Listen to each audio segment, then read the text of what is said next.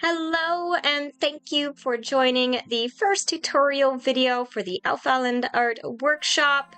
We are going to be kicking off our channel with a response video to Rybonator. Please bear with me, I am not a great videographer. This is actually my first go at it. I would love some feedback on how to improve though, so please don't be afraid to post your tips and tricks to help me out in the comments. For those who aren't aware, Rybonator is a major content creator for dice creation and other tabletop-related knickknacks. A short while ago, he posted a video on using clear Elmer's glue to create a cool suspended glitter effect in dice, but seemed to be having quite a bit of trouble with it. Glitter has always been a point of struggle with folks using resin to create really any sort of project, but Rybonator was trying to do something particularly difficult and unique in the fact that he was trying to essentially suspend a ball or cloud of glitter in the middle of clear dice. This is something that is actually very difficult to do as the glitter is heavier than the resin used to make the dice, and it will tend to sink to the bottom. When using glue, it will fix this, but if you don't get it just right, it can make all the glitter float to the top instead, and this seems to be the issue Rybonator was having. Rybonator's videos have always helped me so much over the past several years on learning to make dice, so I wanted to see what I could do to help. Since I recently began my own dice adventures and just opened my own dice shop, I started to think, how could I achieve this effect? And after much trial and error, I finally succeeded in creating the effect Rybonator was trying to achieve. And this video will show you the process that I used to get to the final product. Don't mind him, that is my big, goofy, beautiful boy, Hati. He just really wanted to help.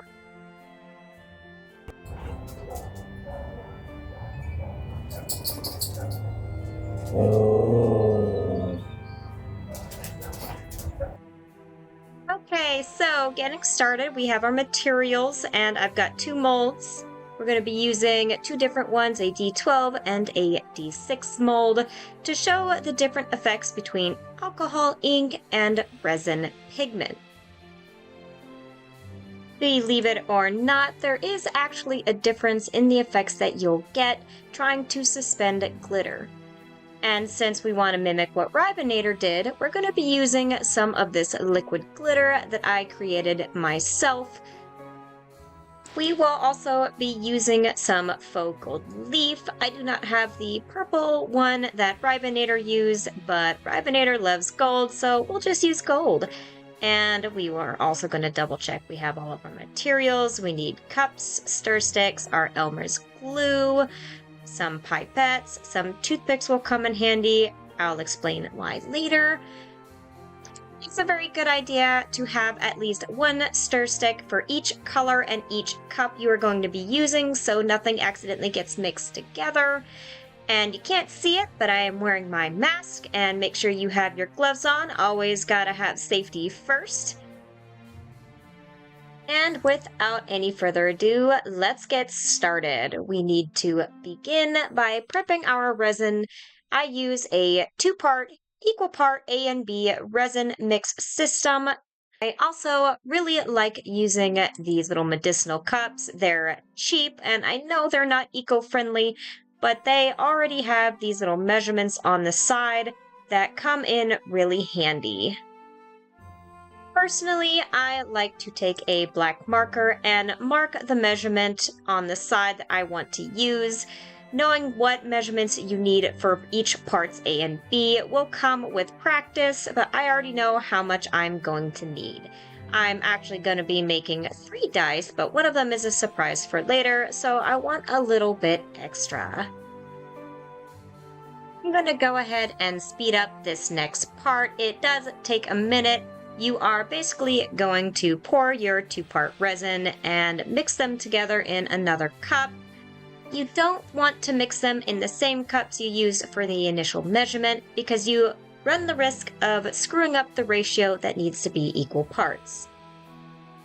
You then pour the 2 parts together in your 3rd cup and you start mixing. You are going to see a kind of white cloudy swirl start to form in your resin. This is completely normal. You'll keep mixing until your arm is tired and your hands want to completely fall off, and that cloudy kind of milky coloration goes away and you are left with crystal clear resin with just a little bit of bubbles in them. Alright, now that our resin is completely mixed, we're going to move on to our next step. As you can see, there are tiny bubbles, but don't worry, they will go away in the finished product. Normally, our next step would be to divide the resin into the other cups so we can apply colors, but we're not doing that yet. We want to add some of this liquid glitter because we want to mimic exactly what Rybonator did. He used a couple drops of the liquid glitter in the clear so that it creates a beautiful shimmery effect, so we are going to do the same. We are only going to add a couple small drops of this liquid glitter to our resin. Most liquid glitters are a type of alcohol ink, and alcohol can inhibit the cure of resin, so you have to be very careful. Mine is super concentrated and it's also made with acetone, so I have to be very, very careful with how much I mix into my resin. Give it a nice thorough mix until it's all well incorporated and shiny. It's just giving it a nice, pretty, subtle shimmer throughout the whole thing. And then once you're happy with it, we are ready to divide up our resin into smaller cups for our colors. We don't need much in each one of these cups because we are only trying to have a little bit suspended in the middle of the dice, and my ceiling fan is apparently blowing. I apologize, I'm gonna have to turn my cup around here for a second. That was not okay. I did not want to get resin all over my table, even though it kind of already is all over the table, but hey, I don't want a bigger mess. But who am I fooling? When you're working with dice and resin, you're going to make a mess. Just try to be as clean as you can. This stuff is toxic to touch, so you don't want something accidentally laying around and getting on your skin. As you can see, we didn't need much at all for what we're doing, and now it's time to add our color. I have 2 cups and 2 molds set aside. Each one is going to be a specific type of colorant. Our first one being our resin pigment. Normally, I would add the color first and then put in any sort of glitters. However, I'm not going to do that this time because I am using gold leaf. This stuff breaks apart the moment you touch it, and you want it to break apart in very, very fine pieces. So we actually want to add that to our resin first. As you can see, it's being very finicky and not letting me do my thing. So I just take a mixing stick and very, very lightly touch the resin inside the cup to help give it a little grip on the leaf. The reason we want to add that before our colorant is because we want it to break down into those super fine little pieces that I mentioned, and the best way to do that is to give it a really good mix, brushing the stirring stick across the bottom and sides of the cup as you do so. It's just easier to see the little itty bitty pieces, making sure you have it down to fine enough particles that they will fit into your pipette. Then when it's all broken down, you can add your colorant. Sometimes you may need to add a small amount of extra resin just to get a good consistency in your mix. You may sometimes add just a little too much oil. A little of this stuff does go a long way. When you're ready to add your colors, there is a big difference between using resin pigments and alcohol inks. Resin pigments are much thicker than alcohol inks are. They're heavier, so they will weigh down your resin more. To demonstrate, I'm going to show you on these stir sticks the consistency difference between them. For the resin pigment, we just touched the resin stirring stick to the tip of the bottle, and it got a small drop of coloration on it. As you mix it into the resin, you can see that there is hardly any color change versus the alcohol ink.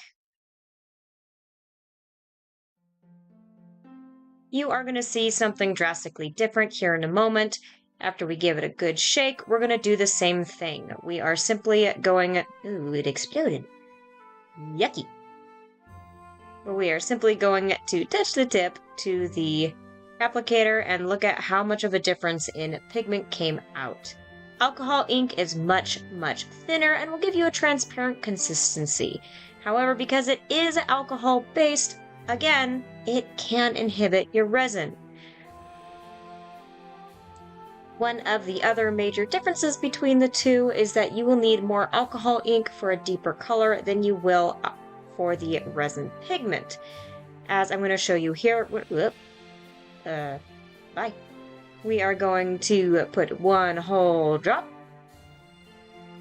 and then we're going to give it a good mix for the resin pigment, but we do have to be careful on both cups here. Both have a very small amount of resin, and even resin pigment in large amounts can inhibit your resin cure. Give it a good mix and see if it's the color we want. We got a nice deep purple, but it's not quite as deep as what I want. I want it to be really, really dark to match the level of purple in Rybonator's video. So we put just one more drop in there. And we try to get a little bit of the excess that kind of spilled off and put it in there. I don't like to waste this stuff. It is kind of expensive, but that's just, I don't want to get resin all over the bottle either. So we're going to give it a good wipe, make sure it doesn't leak anywhere, pop the cap back on, and then rinse, repeat.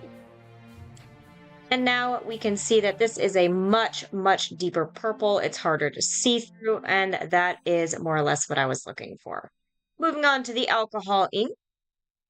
I'm having a little fun with this one. As you can see, the applicator is much smaller, gives much smaller drops. So we're going to put a total of 2, but for the first one, you can see that it goes in really dark. As you mix, it gets much, much lighter. This is actually pretty normal for alcohol inks. They are much thinner than the pigments are, so they are much lighter. However, they do inhibit the resin, so we don't want to add much more. We're going to add only a single drop more, and whatever color we get is what we're going to go with. Nothing more than that. Luckily, after some mixing, we actually get a color pretty close to what we want. And I chose this purple because it's kind of unique. It looks very similar ink-wise as the pigment, as a very dark, deep purple. However, it changes color. It's a blacklight responsive ink, so it's actually going to turn kind of orange once it cures. It's pretty neat. Alrighty, now that we have our colors mixed, we need a pipette for each color, and I'm going to show you a couple different pipettes that you can use. The long ones are the most common, then you have these short little guys. These are called pastry pipettes. The long ones are just, kind of a standard pipette that you can find anywhere. Both styles of pipette have a lot of benefits to them. Each one has their own kind of benefit. The smaller one here has a very slightly smaller hole, and the applicator nozzle to it, I guess is what you could call it, the pointy bit, is much, much slimmer, so you can get some more fine details in there if you're doing things like cloud dice, but the larger pipettes hold much more resin, even though the actual squeezy part is the same size. I'm not sure which one of these I'm going to end up using at this point in time, but I do end up using these smaller ones a little bit later. And now we move on to the most important part of this video, which is the Elmer's glue. I prefer clear over the white one. The white one I've had some cloudiness before, and that's just no good. It's ugly. But one of the main things you want to focus on is your clear resin needs to be twice as thick as either of your colored resins. So you're going to need to use at least twice as much of the glue in your clear resin as you will your colored one. Usually 1 drop to 1 ounce of resin is more than enough, so we are only going to use 1 drop to start in our clear resin. As you can see, when you mix it, it has the consistency of slime. It gets thick really, really quick. This stuff is absolutely amazing for this. It just, look at that. Oh, it's good. It looks like snot.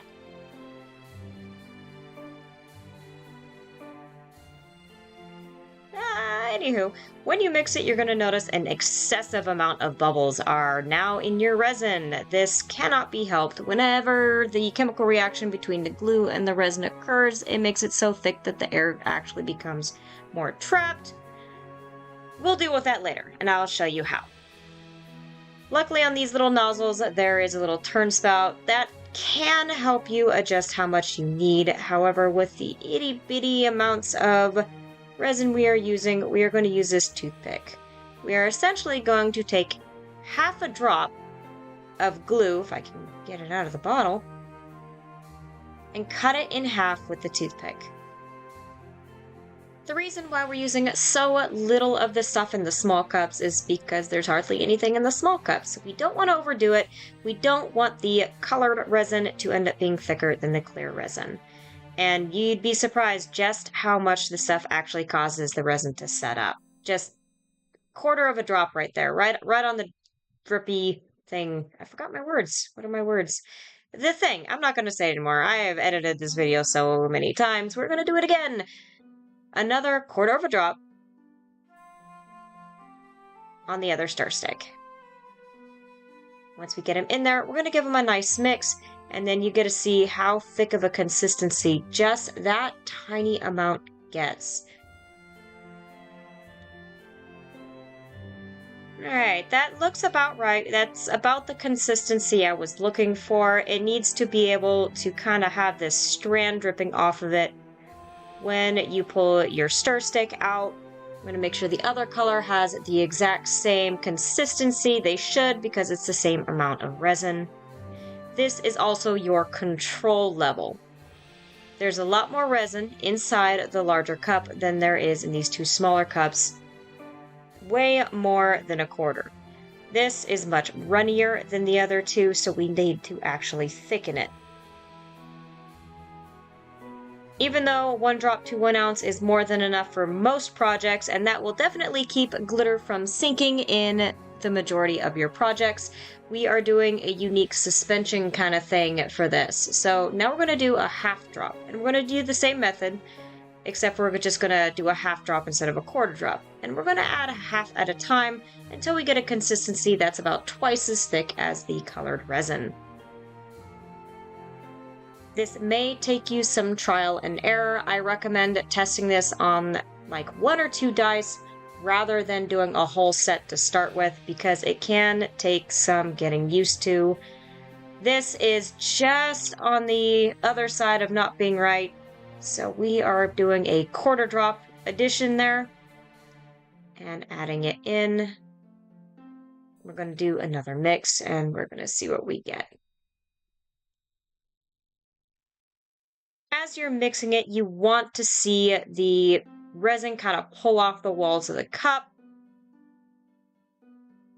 And then you want to see that kind of tendril coming off of the stir stick when you pull it out. If it holds for a long period of time like that, then it looks like it's pretty good to go. That's about the consistency you want for this type of effect. Once you get it to that stage, you need to let it sit. The glue does not actually cause it to cure faster, and we need to hit honey stage. While we're waiting, I'm going to go ahead and show you this liquid glitter. I know a lot of silvery liquid glitters are not available on the market anymore, so while we have some time to wait, I am going to go ahead and give you guys a little secret.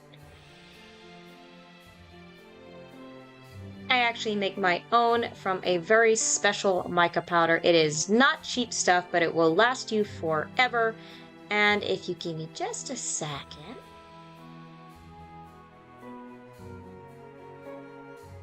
The company I buy it from is actually a soap making company called Brambleberry. I am not paid to advertise for this. I just love this product. My mom actually makes soaps and she introduced it to me. They have beautiful oxide pigment colors, and this powder here is the finest mica I've ever seen. It is stunning, a beautiful silvery, shimmery color, but it is not available all year long. And when you can get it, again, it's pretty expensive. So I'm going to show you an alternative. This one is not as silver. It has a slightly more gold look to it when it is in the bottle, but it has a stunning multicolored glitter effect when it's actually applied to something. This one is very cheap to find and it is beautiful. It does not take very much of this stuff, but it is a standard mica powder. So I did use the rinse method, which is putting it into a coffee filter and running water through it until all of the basic color drains out. This is the mica powder I used, and the method was one introduced by Rybonator. I will link his video in the description for this, so you can give it a try yourself. Going back to our resin, you're going to need to check it really often while we're trying to make it go towards the honey stage where it naturally thickens up and the hot life is nearly at its end. It's very hard to tell, so you're going to take that time while you're checking it to get rid of some air bubbles. The glue, unfortunately, as you mix it, causes a lot of bubbles to stay trapped. If you tilt your cup and use a lighter or a heat gun, you can remove some of the bubbles, and I recommend doing this probably 3 to 4 times at least while you're checking it. You're going to want to do this for each one of the cups, but be very careful if you're using a lighter instead of a heat gun. You can set something on fire, and if you're using plastic cups like these, they do have a tendency to melt pretty quickly. I wouldn't do more than just a quick click if you're using a lighter like I am here, just to give a little bit of a heat burst on there, and that should do the trick. But for the alcohol ink one, you got to be very, very careful. It's not recommended to use a lighter since alcohol is, flammable. But you know what? I like playing with fire. So for the sake of demonstration, let me show you what happens. So not sure if you caught it, but that right there just went poof and caught on fire for just a moment. Not a good idea to do that, especially if you're working in a in-house workshop. 0 out of 5, do not recommend. Every time that you come to check on the bubbles, you're going to want to give it a stir to see what the consistency is. I am still not quite happy with the consistency of this clear resin. I did forget that the smaller cups are going to cure faster than the larger cup. So I'm going to have to thicken it up so that it gets the consistency we want faster. So I'm going to add just a little bit more of the glue, just a single drop more. Just going to plop that right in there, if I can get it out. Come on. It's not coming. Get out of the bottle. Keep it out of the bottle. There we go. Give it a good stir. And then you're going to want to come back to check on these again about 3 or 4 times. Every time you check on it, you're going to want to pop some more bubbles. And for this one, as you can see, I've got a lot of really big bubbles, and that is a much thicker consistency. That is much more of what I'm looking for after about 5 minutes of waiting. We're going to go ahead and set these aside, and then we'll come back once we hit the honey stage. Alright, now that we have hit the stage we need, I am going to actually use these little pastry pipettes for these smaller cups. The taller pipettes just end up falling over because there's not enough to counterbalance them. This is the consistency that you want, very, very thick, slimy texture. And even though these little pipettes do have a smaller nozzle, pointy bit, nose, whatever the heck you want to call them, it does not hinder their suction when it comes to the glitter. You don't have to worry about that at all, not in the slightest. As you can see, it's pulling that stuff up like it's nobody's business. It does just as good of a job as the longer pipettes do, if not better, for smaller application purposes. Oh, hey, look at that! We're already at the demolding part of the video. That's because I done goofed. Unfortunately, while I was finishing up the rest of the process and filling the dice, I did not realize that my phone had stopped recording. I had apparently filled up the SD card, and I just kept going. I didn't even notice. So that portion is not available. The process is, however, the exact same as Rybonator's video. I just accidentally did mine too shallow when I used the smaller pipettes. I still got the desired effect, but I did just kind of put it too low. I did not put the pipette in all the way to the middle of the dice. That is one of the tricky things when you're trying to perform this effect, is making sure it gets in the middle. But I think these dice are pretty cool looking regardless. I got that nice cloud effect that we were looking for. And we didn't get any major sinkage or major floating, except for in the alcohol ink dice. Again, the D6 was the resin pigment, and the D12 is going to be the alcohol ink here. So once we pop this out, you can see the difference between them, and you can see that kind of cool color change effect that I was talking about before. You can already see it kind of from the top here. It's no longer just purple. It has some different color change to it. Looks a little pink, looks a little orange. So let's get this flashing off and loose here. I'm going to pop it right out so I can show you. These nails are great for doing that. This is pretty sturdy silicone. I love this stuff. All right. Let's put these away. And this away. Now you can really see what I was talking about. Oops, hold on. It's just a fun alcohol ink that I like to use. It is completely black light responsive as well. Let's get this flashing off here. A second.